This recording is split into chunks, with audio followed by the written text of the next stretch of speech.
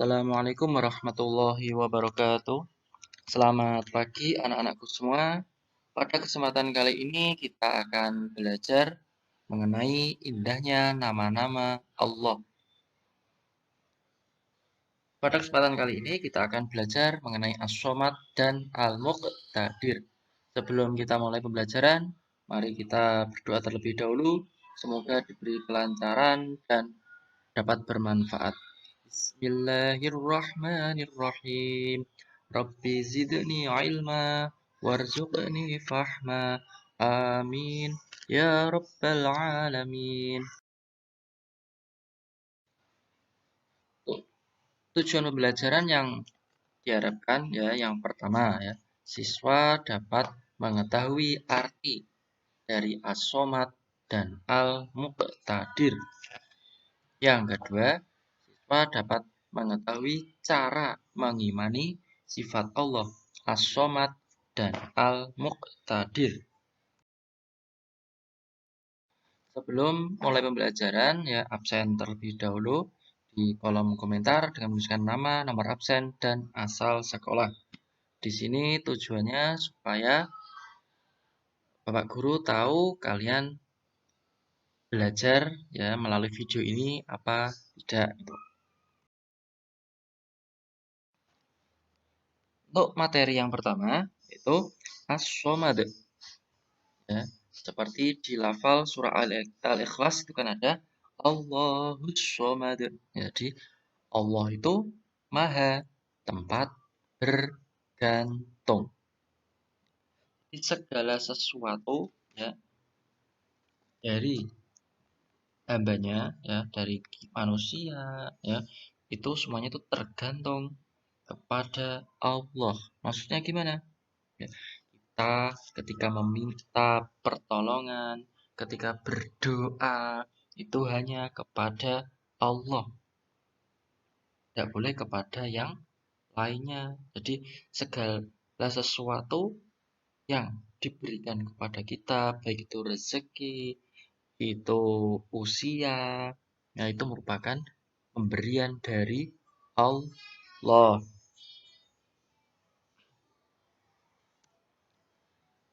Jadi hal yang dapat kita pelajari dari As-Somad ini, yang pertama itu kita tidak boleh syirik. Syirik itu apa? Menyekutukan Allah. Jadi tidak boleh kita menyembah kepada selain Allah.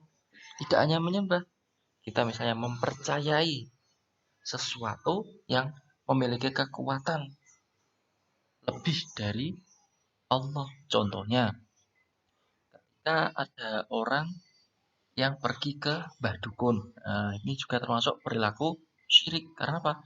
Dia merasa bahwa Mbah Dukun itu yang dapat misalnya menyembuhkan penyakitnya, yang dapat membuat usahanya, dagangnya laris. Nah, itu nggak boleh. Itu namanya syirik. Contoh lain yang mudah. Misalnya ada orang yang memiliki cincin. Nah, dia percaya bahwa dengan cincin itu dia diberi kekuatan. Nah, itu tidak boleh Itu termasuk syirik. Inna syirka ladulmun adim. Syirik itu dosa yang sangat besar. Tidak akan diampuni oleh Allah. Perilaku yang dapat kita teladani yang kedua yaitu rendah diri. Rendah diri itu apa? Kita merasa bahwa kita itu tidak boleh sombong, kita itu tidak ada apa-apanya dibandingkan dengan Allah. Segala sesuatu yang kita miliki, harta kekayaan, itu tidak ada apa-apanya dibandingkan dengan kekuasaan oleh Allah. Kita masih tergantung kepada Allah Sang Pencipta. Orang yang kaya raya bisa saja dengan seketika dibuat jatuh miskin oleh Allah, bisa. Contohnya, orang yang kaya raya rumahnya tingkat 10, mobilnya jejer-jejer sampai 20 mobil. Suatu ketika terjadi gempa bumi, rumahnya hancur, mobilnya tertindih semua. Maka akan apa? ya bangkrut seketika dia, atau paling mudah seperti misalnya dia kaya raya tapi diberi penyakit yang luar biasa, berobat sampai hartanya habis. Nah, jadi kekayaan itu merupakan bersifat sementara. Jadi jangan menyombongkan diri dengan kekayaan yang kita miliki, dengan ketampanan, dengan kecantikan. Karena apa? Itu hanya bersifat sementara. Kekayaan yang sebenarnya itu adalah kekayaan hati kita kepada orang lain. Kita harus saling tolong menolong, menghargai, ya, rajin beribadah, ketakwaan kita harus paling ya kita jaga, harus selalu bertakwa kepada Allah itu yang paling utama. Karena kebahagiaan yang kekal itu hanya ada di akhirat. Teladan yang ketiga itu jadi bermanfaat ya. Jadi segala sesuatu yang kita miliki itu jadi bermanfaat untuk siapa? Untuk diri sendiri maupun untuk orang lain. Kalau tidak bisa untuk orang lain ya paling tidak untuk diri kita sendiri itu bermanfaat. Contohnya, kita memiliki ilmu, misalnya ilmu kayak ilmu berhitung, ya. Kita pandai dalam menghitung. Nah, bermanfaat untuk siapa? Untuk diri sendiri. Kita gunakan untuk diri kita sendiri yang baik-baik. Terus ketika bermanfaat untuk orang lain, misalnya kita menjadi seorang guru, ya, mengajari orang lain cara berhitung dengan benar. Nah, itu merupakan ilmu yang bermanfaat. Jadi dengan begitu, ya, segala sesuatu yang diberikan Allah kepada kita itu dapat kita manfaatkan untuk diri kita sendiri maupun untuk orang lain. Ya. Jadi kita itu diusahakan bermanfaat baik urusan dunia maupun urusan akhirat. Asmaul Husna yang kedua itu Al-Muqtadir. Jadi Al-Muqtadir di sini artinya Allah Maha Kuasa atau menentukan. Jadi segala takdir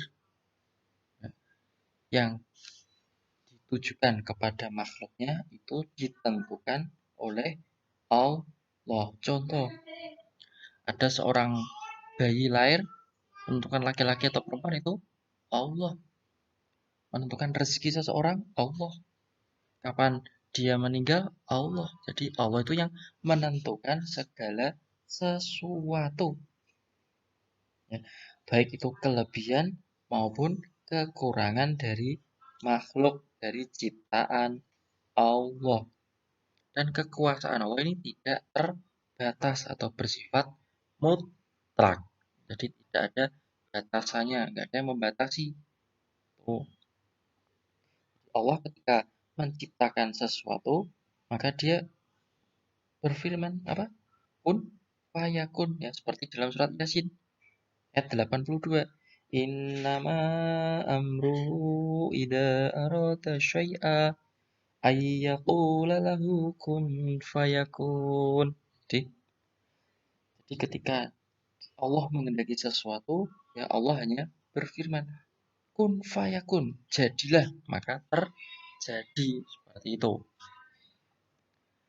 Hal yang dapat kita teladani dari sifat Allah Al-Muqtadir ya, pertama itu berjiwa pemimpin.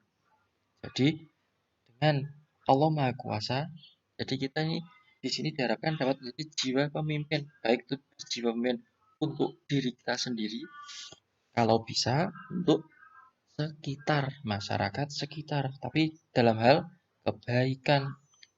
Contohnya seperti ini, kita berjiwa pemimpin untuk diri kita sendiri. Ketika sudah tiba waktu sholat, ya, sebagai pemimpin harus dapat mengatur diri kita sendiri, meskipun kita sedang bermain-main. Ya, sebagai pemimpin harus tegas, kita harus sholat, ya, mainnya ditinggal, itu merupakan jiwa pemimpin yang baik. Beda kalau jiwa pemimpin yang kurang baik, lebih mementingkan hawa nafsunya. Lah enak main, nah, sholatnya nanti aja. Nah, itu merupakan jiwa pemimpin yang tidak baik dan tidak boleh ditiru. Itu kita harus percaya diri. Percaya diri dalam hal apa? Dalam hal kebenaran. Terus yang kedua, kita memiliki jiwa yang semangat. Semangat dalam belajar, semangat untuk meningkatkan kemampuan diri sendiri, semangat dalam disiplin. Contohnya, ketika diberi tugas daring seperti ini, ya, kita sudah membaca, sudah mendengarkan video atau tugas dari Bapak Ibu guru, ya namanya orang disiplin, ya kita membagi waktu antara belajar dan bermain. Tidak hanya mementingkan mainnya saja, tapi juga belajarnya harus dipentingkan. Kita boleh bermain, boleh, tapi kita kerjakan tugas dulu selesai, baru bermain. Ya, jangan sampai kita terbalik. Kita bermain terus, tugasnya sampai lupa. Nah, itu merupakan sesuatu, ya, menjadikan diri kita itu tidak disiplin. Itu merupakan contoh yang paling mudah. Nah, banyak kan seperti itu, suruh mengerjakan tugas, jawabannya lupa, Pak, lupa, Bu. Nah, tapi padahal kalau bermain tidak pernah lupa. Nah, itu tidak boleh ya. Itu juga berdosa. Dosa kepada siapa? Dosa kepada orang tua. Kok bisa? Ya, ya karena anak-anak kan disuruh orang tua untuk sekolah. Nah, mengapa ketika sekolah kok tugasnya tidak dikerjakan? Nah, berarti dia tidak tanggung jawab terhadap tugasnya. Itu juga dosa. Dosa kepada siapa lagi? Pada gurunya, karena dia berbohong. Dia bilang lupa, lupa, lupa, padahal bermain terus. Nah, itu juga berbohong pada orang gurunya. Ya. Ingat, kalau kebanyakan dosa, nanti bisa masuk ke neraka. Seperti itu ya, jangan diulangi lagi. Tugas harus dikerjakan. Terus tawakal, ya. Dan adanya Allah yang menentukan, Allah yang berkuasa atas segala sesuatu, maka kita harus tawakal. Tawakal itu apa? Berserah diri, pasrah kepada Allah Subhanahu wa Ta'ala. Tapi apa? Setelah kita berusaha, setelah kita berdoa, baru tawakal. Jangan sampai kita gak mau berusaha, gak mau berdoa, tawakal tok. Gak boleh. Seperti tugas itu, diberi tugas oleh gurunya. Alah, dapat nilai berapa gak apa-apa. Sudah takdirnya. Gak seperti itu. Nah, itu namanya orang yang putus asa. Ya gak boleh, itu malah berdosa. Jadi yang penting kalian berusaha ya mengerjakan tugas. Dengan apa? Tadi dengan membaca buku, dengan mendengarkan video pembelajaran, itu merupakan salah satu usaha. Terus berdoa. Tadi di awal pembelajaran kita berdoa. Apa yang ada yang nggak berdoa tadi? Ya, jadi seperti itu untuk tugas pembelajaran kali ini ya. Nanti silakan dikerjakan tugas mandiri ya